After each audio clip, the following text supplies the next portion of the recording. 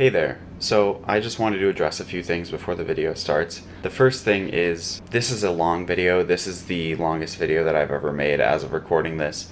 So, I have timestamps to different parts in the description for you to skip through. There's one part in particular that gets a little bit technical.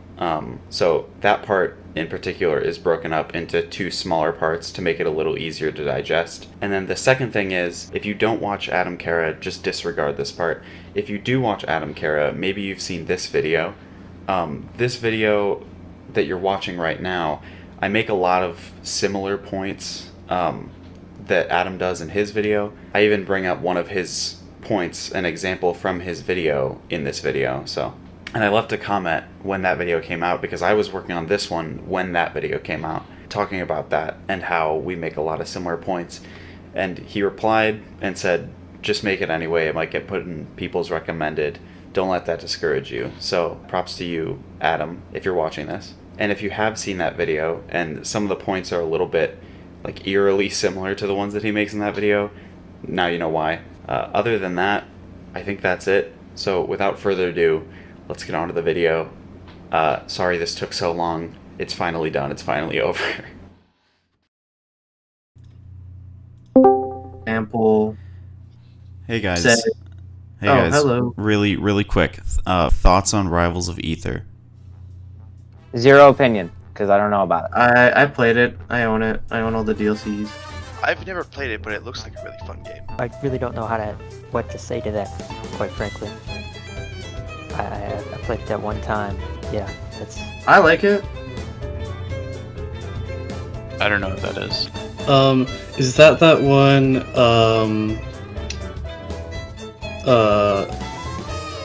Super Smash Brothers ripoff? Or wait, no, not. I do know something about it.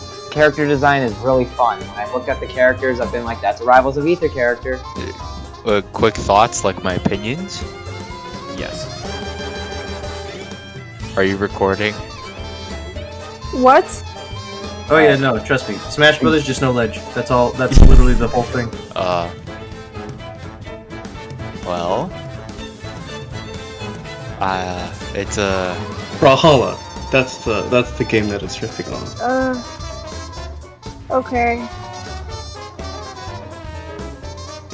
I don't have any. I don't know the game. I don't know what you're expecting me to say. It's a nice game.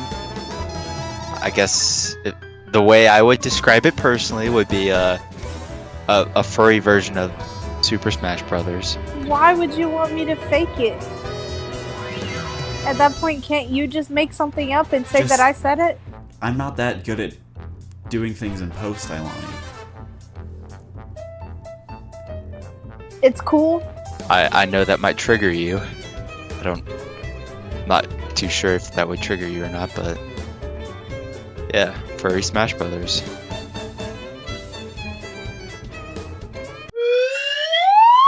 If you've known me for more than a week, then you should know it's no secret that I'm a bit of a die-hard Super Smash Bros. Fan.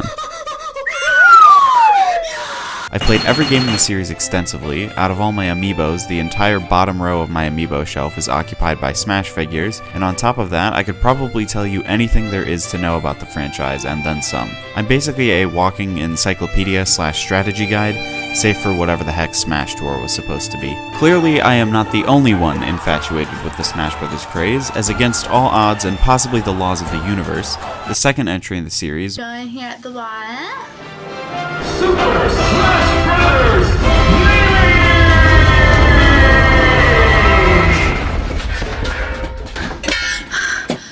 has amassed a worldwide following and an ever-growing and changing competitive scene, despite having been released over 18 years ago and having 3 major releases since. Needless to say, the uniqueness of Smash has proven to be something very special, partly because of the magic of bringing together Nintendo's biggest franchises for one 4-player star-studded slam fest only on Nintendo 64. Super Smash Brothers. And partly because of the game's unique combat style when compared with other games in the fighting genre.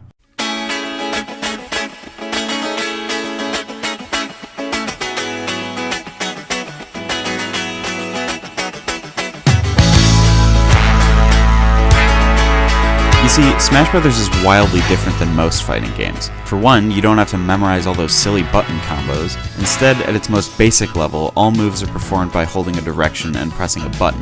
To compensate for this change, the game forgoes the traditional close quarters style of most fighting games, and in its place features much larger stages with platforms that open up more possibilities for mixing up your movement. The stages and platform layouts in particular have always played a central role in the flow of gameplay and strategy, and so the term platform fighter was born to distinguish these games from the rest of the crowd. In most platform fighters, the goal of the game is not to deplete a health bar, but instead to build up your opponent's damage and increase their knockback until it's high enough that hitting them with a stronger attack will send them hurtling off the stage to their inevitable doom. The term platform fighter hasn't been around for very long. The only reason it came to be was because as more and more games like Smash came out, they needed to distinguish themselves from simply being called Smash clones. Now if you're of the opinion that a game that plays similar to Smash is just a Smash clone and nothing else, you might be interested to hear that people used to call first-person shooters Doom clones, and look at how far they've come.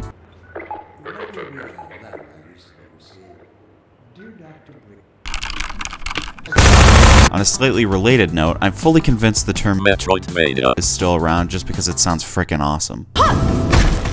Not all platform fighters are the same, and this makes sense because each game is trying to do its own thing and grow the genre. After all, would we have games like Halo or Half-Life or even Splatoon if it weren't for Doom? No, but I can also tell you that each of these games didn't just do the same thing as Doom did, whether that's by means of technological innovation or new game mechanics. Each developer is throwing their own ideas at the wall to see what sticks, and I applaud them for that.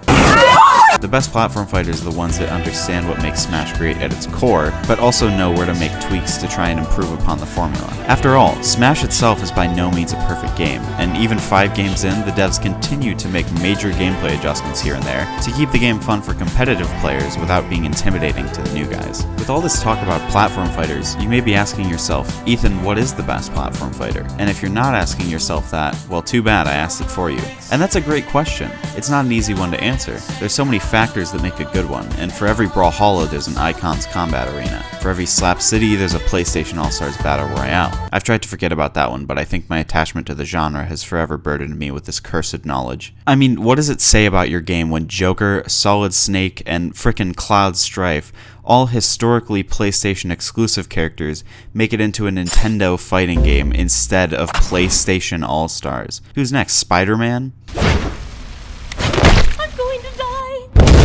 Anyway, with all that out of the way, I think you know where I'm going with this, and that is to bring your attention to what I believe is the best platform fighter currently out there.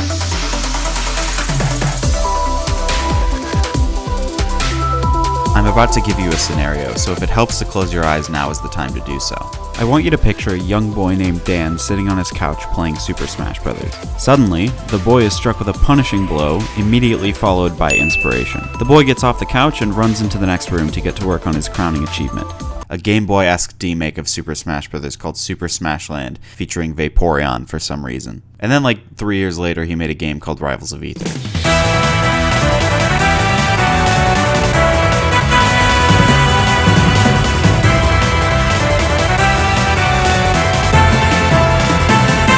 This is exactly how that went down, please do not look it up. Rivals was first teased in 2014 and released on Steam Early Access in 2015 with 6 playable characters. When it officially released in 2017, the team had added 2 more playable characters, locked from the start, and since then there have been 6 more characters added via DLC, 2 of which are guest characters Ori from Ori and the Blind Forest, and Shovel Knight from, we all know it, SteamWorld Dig 2. With Definitive Edition releasing this summer on the Switch, along with Steam Workshop support on PC, I figured it would be a good idea to shove my opinions down your throat on why I think now is the time to get interested, even if little Timmy can't play as Cosmic Ronald McDonald on his Nintendo. But hey, at least we have Tetherball.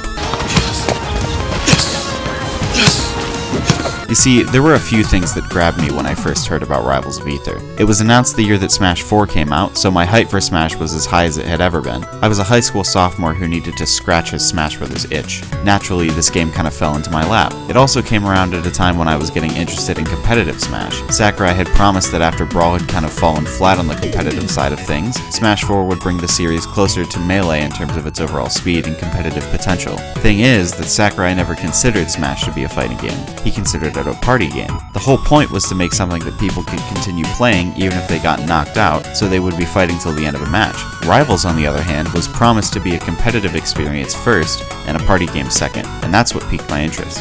On the subject of Smash Bros. In particular, let's discuss what makes it popular. Why is Smash Ultimate the best-selling fighting game of all time? Obviously, it's come a long way since the N64. Originally, it wasn't even going to feature Nintendo characters. It was just supposed to be random guys that beat each other up, but then Sakurai decided that random guys that beat each other up wouldn't be all that exciting, so he threw in all the Nintendo characters. And this leads into the first thing that makes a good platform fighter. The characters need to be captivating.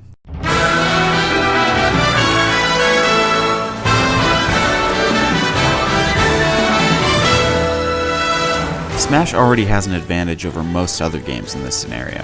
If you've never played Smash, but you've played a Nintendo game before, chances are you'll recognize a few of the characters. There's also the fact that we now have third-party characters to play as, so they can broaden their potential audience even more. Rivals of Aether, for the most part, doesn't have that. Each character's visual design, at the very least, had to be done from the ground up to grab someone's attention. And here's the first thing I think they did right. Every single character has a great visual design. There are 12 in total, split up into 4 elemental categories: 3 fire, 3 water, 3 earth, and 3 air. On top of that, each character is an animal that matches their element, and each character fights with a different form of that element. For instance, Zetterburn is a lion that uses fire, Forsburn is a hyena that uses smoke, Clarin is a cat that uses a laser sword, Orcane is a whale that uses water, Aether is a polar bear that uses ice, Rano is a frog that uses poison bubbles, Crag is a beetle that uses stone, Maple is a ferret/raccoon hybrid that uses vines and leaves, Sylvanos is a wolf that uses weeds and grass, Raster is a bird that uses wind,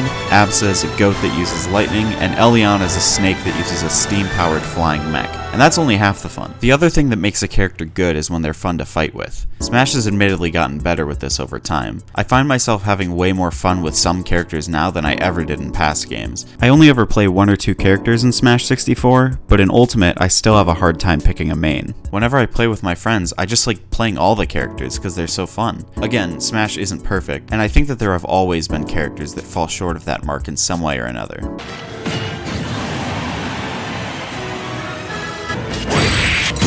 When you have a game with 70 plus characters, you're bound to have a few misses. Rivals, on the other hand, doesn't have that excuse, considering it's only one game with only 12 characters that took a combined total of around 4 years to develop. Thankfully, there are no misses, not only because each character is designed with a certain playstyle in mind to work in tandem with the game's mechanics, but also because they have unique attributes that each give them some degree of stage control, most of which you would never see in a Smash game, that mix up the gameplay and make for all kinds of crazy matchups. Let's go down the list one more time, shall we? Zetterburn has 5 moves that can light you on fire. These include all his specials and his back air. When you're on fire, his strong attacks do way more knockback. Forsburn has a clone that he can create out of smoke. He can also make the clone fight for him, and he can use the smoke to cover the stage and make it hard for his opponent to see what's going on. On top of that, he can also inhale the smoke and use it to combust as a sort of finishing blow. This can't be good for his lungs.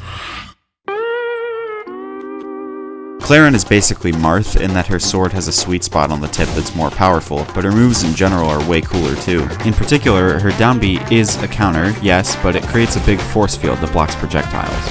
She's also the only character with a grab, which I'll talk about later, but my favorite has gotta be her side B, where she does this cool teleport dash thing. Orcane has a puddle that he can shoot from his blowhole that allows him to teleport to it, as well as using it to make his strong attacks even stronger. He also has a bubble launcher for his forward air. A lot of people don't know this, but much of Orcane's moveset is carried over from Vaporeon in Super Smash Land, similar to how Captain Falcon's moveset is most likely based on the random humanoid characters from the Smash 64 prototype, making him basically the Captain Falcon of Rivals. Coincidence? I think not!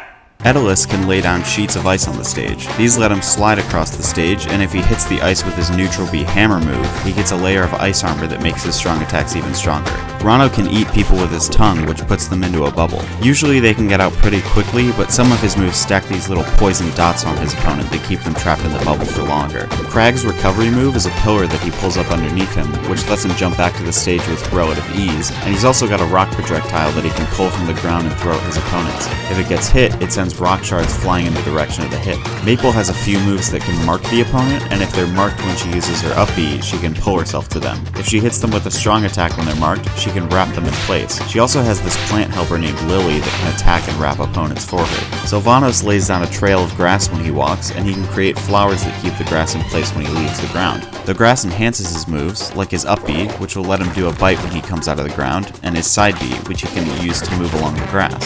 He can also plant grass with this jab jab neutral B combo, which used to be his forward tilt, but now his forward tilt is firing a flower in front of him, which used to be the jab jab neutral B combo, but then it got changed to the other move, and I'm pretty sure that used to work differently too, because instead of planting grass, it would only travel along where there was already grass, and he also used to only have one flower, but then it was too good because it had too much HP, so they lowered it to 1 HP, but then it was too weak, so they made him have 3 flowers instead. And Sylvanas is kind of a hot mess, because it seems like they give him some major change with every update. I would fully expect him to have a completely different moveset by the time Rivals 2 comes out, but I'm getting ahead of myself. He's probably my favorite of the original DLC characters anyway. Moving on, we have Raster, who has multiple overpowered mid-air jumps and this overpowered side B, which makes him move faster. He can also only do strong attacks mid-air, which is incredibly overpowered in itself, if you ask me. Abs has got this cloud that she can kick to make her hitbox bigger, but that's not all. She can also use it to set up traps from across the stage and juggle people as well. There's a lot she can do with this thing. I suck with her personally, but she's a great example of what a well-designed character looks like in this game, especially at top-level play. Last but not least, we have Eliana. Instead of having a double jump, she can fly with her mech until it overheats. This prevents her from doing her special attacks. If it hasn't overheated, she can use her strong attacks to expel steam and keep the mech going much longer, but if it has, she can use the strong attacks to create explosions or abandon ship Bowser Jr. style to get back to normal faster, although it leaves her wide open. In addition, we have the guest characters Ori and Shovel Knight. Ori uses Sign to fight, and Sign can power up his strong attacks as well. Her strong attacks?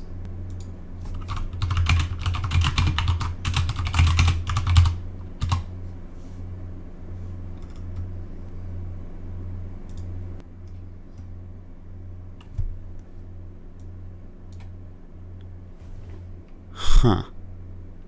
Sign can power up its strong attacks as well. Ori also carry over its signature bash move from Ori and Blind Forest, which let it launch its opponent in any direction. Shovel Knight can knock gold out of his opponents, which he can then collect and use to buy items with his taunt. Such items include the mobile gear, the ghost glove, the dynamo mail, or the butt code, which replaces key dialogue phrases, character names, etc. with the word butt. I'm gonna send you this image, and you just need to read it for me. Using his mysterious butt powers to sneak into the armada through an unguarded butt, where Caden sniffs his way through the butt, seeking the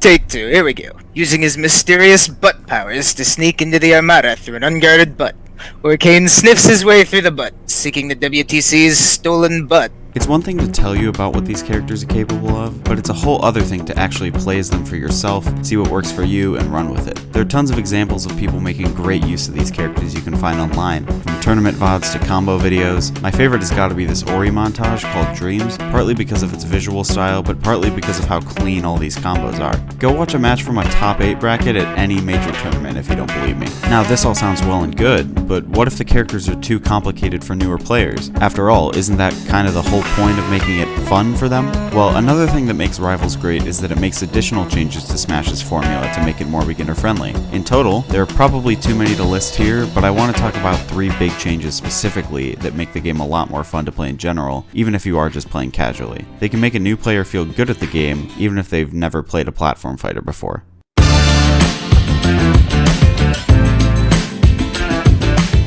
The first of these changes is the melee mechanics. I know what you may be thinking. I thought these changes were catered to the average player, not a die-hard melee fan, and I'm getting to that. Melee is notorious for its extremely high skill floor, and if you've ever tried to play casually with someone who takes the game way too seriously, you may find yourself not having fun. For those of you that don't have a lot of technical know-how, bear with me here because it's about to get technical, but I'll try to keep it as simple as possible.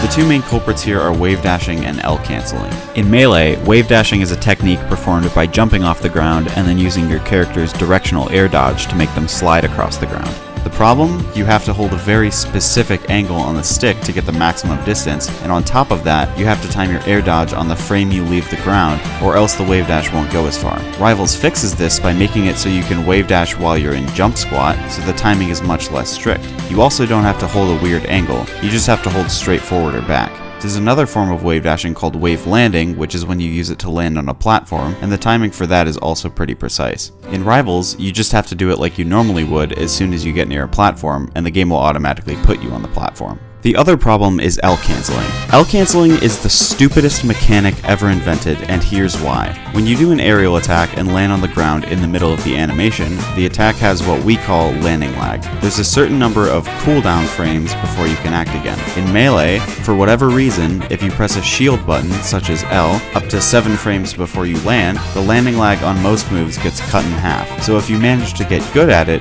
great, you now have the chance to be good at the game. But if you're not doing it, the game now punishes you for an extra step that you didn't go out of your way to do. Again, Rivals does this differently. L canceling is no more, and in its place is a new mechanic called hit canceling, also known as whiff lag, which means instead of having to press a button to reduce lag, you just have to hit the move. This doesn't just go for aerials, it goes for pretty much everything but special moves. You can still get punished for not hitting your moves, but that only helps players be less careless about their strategy in the long run, and instead of reducing lag by half, it's only reduced by a third. If you look at these two mechanics, you can see basically the philosophy of Rivals when it comes to streamlining mechanics from Melee. It's either keep a mechanic and make it easier, or if that's not possible, change the mechanic but keep the spirit of what that mechanic accomplished. So now that the ugly Melee stuff is out of the way, we move on to the more interesting and peculiar changes. Before we discuss the next thing though, we need to understand the system of attacking, shielding, and grabbing that Smash has had in place since the beginning.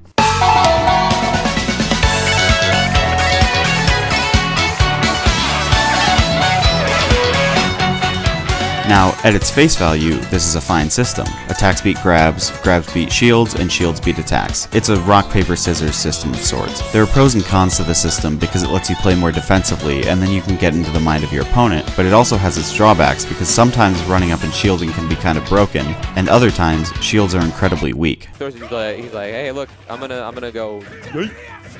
Already a shield break like and 6 a seconds fully into the charged flare blade is incoming. It's already over. Okay. All right. Hold on. All right. Rivals opts for a different system. Instead of shielding and grabbing, Rivals uses what's called a parry. If you parry right before someone hits you, they get stunned for a second and you can punish them. Parrying also reflects projectiles. With this system, you still get the rewarding feeling that comes from reading your opponent, but you don't get any of the drawbacks that come with shields. This system seems to be more hit or miss with people, but I personally think it's a good system that helps the flow of gameplay overall, and it makes it more exciting when you time a parry just right. Plus, the only rock, paper, scissors you'll be playing is for port priority. Let's discuss the third and final change to the fundamentals, the ledges. This is what it looks like when you try to grab the ledge in Super Smash Bros. And this is what it looks like when you try to grab the ledge in Rivals. You can't. They removed ledges. Why would they do this, you may be asking? Please stop asking questions and let me talk. Here's the thing about ledges. Most of the time, when I'm off stage, my focus changes from the person I'm fighting to the ledge, and I start to rely on it. So, my first goal is to grab the ledge, and then I have a plethora of options to choose from. I can climb up, do a roll, jump, attack, or drop off and jump up, and it's basically a rock, paper, scissors situation again.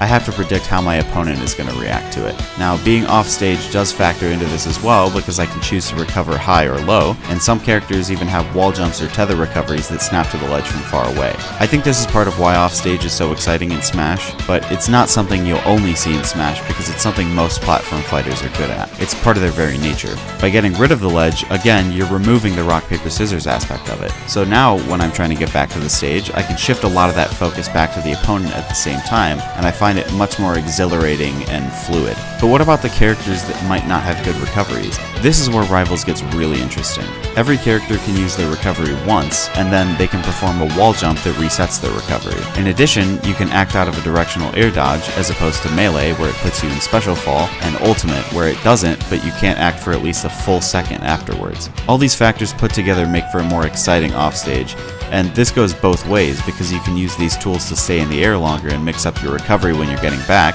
but if you're on the offensive, it's less of a risk to take the plunge. But it gets even better because most characters have moves that mix it up even more. Twice now, I've already gone in depth with all the characters, so I'll spare you all the details. But I would be doing the game an injustice if I didn't bring up some examples. One is Sylvanos. He can burrow into the side of the stage with his recovery and pop out on top, and his back air can pin him to the side of the stage as well. If Forsburn has a cloud of smoke out, he can up B into it, and then do his up B again. Rano's side B can stick to the stage, Abs's cloud gives her a little boost for more airtime, Ori and Maple can cling to walls, and so on. There's a lot of cool matchup potential. So there we have it. 3 small changes to the fundamentals that make Rivals unique and help give it its own identity.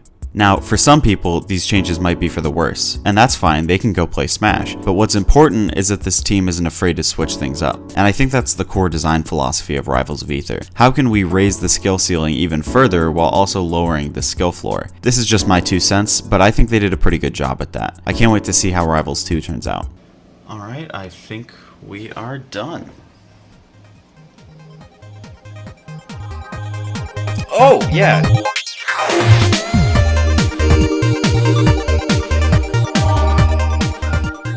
So every year on April Fools, Dan and the team do something to celebrate Rivals of Aether.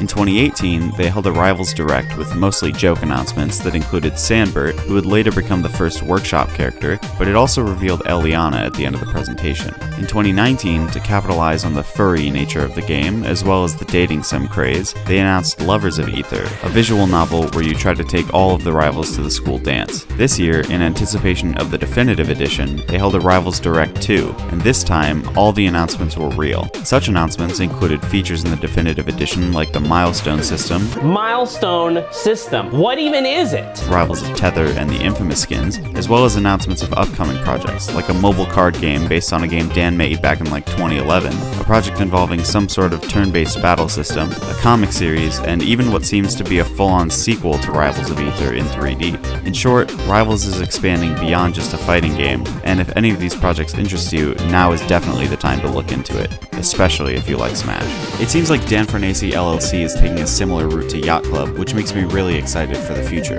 Not to mention the steady flow of balance updates, quality of life changes, casual content like Abyss Mode, Story Mode, the Milestone system, workshop support, Sandbert, Rivals of Tether, Lovers of Aether, etc. It really goes to show how much the devs love this game and care about the community behind it. They attend tournaments when they can, they interact with the community actively on Discord and Twitter, they have a great sense of humor, and they just seem like cool people to be around in general. Real talk though, this game really is something special, and if you made it through all the technical speak to the end, I really hope you enjoyed, and I want to thank you for listening to me ramble. This game means a lot to me, and I've been interested in it since all the way back when it was first announced. It feels great seeing the community continue to grow, and seeing the devs care about it as much as they do is really refreshing. Anyway, thanks for listening. I'm gonna go write an angry Twitter thread complaining to Dan about why I should be able to play as Ronald McDonald on Switch.